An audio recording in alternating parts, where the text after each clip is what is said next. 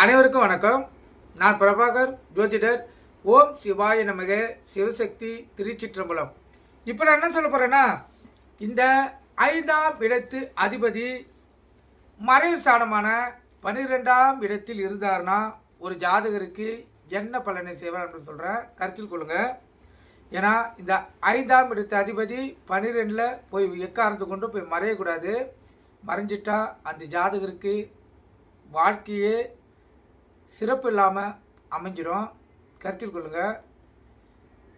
முழுக்க முழுக்க பூர்வ பெண்மத்துடைய பாவமும், குலதெய்வத்தை சரியாக முறையில் பூஜை செய்யாதனால் பாவமும், முன்னோர்களின் சாபமும் அடிப்படையிலேயே இந்த 5ஆம் அதிபதி 12ல் ஒரு ஜாதகருக்கு போய் அமைக்கக்கூடிய வாய்ப்பு ஏற்படும்.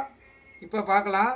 5ஆம் இடத்து அதிபதி 12 நின்றால் அந்த ஜாதகருக்கு வெளியூர் வெளிநாடு செல்லக்கூடிய வாய்ப்பு ஏற்படும்.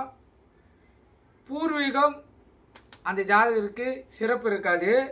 பூர்வீகத்தில் வாழ்ந்தாலும் அவரால் நிம்மதியான வாழ்க்கை வாழ முடியாது. வாழ்க்கையில் எப்போதும் பிரச்சனைகள் இருந்து கொண்டே இருக்கும். பிள்ளைகள் பிரிந்து வாழக்கூடிய வாய்ப்பு அந்த ஜாதகருக்கு ஏற்படும். கஷ்டங்கள் ஏற்படும். அதேபோல் புத்திர தோஷம் ஏற்படும். பிள்ளைகளால் நிறைய விரயம் ஏற்படும்.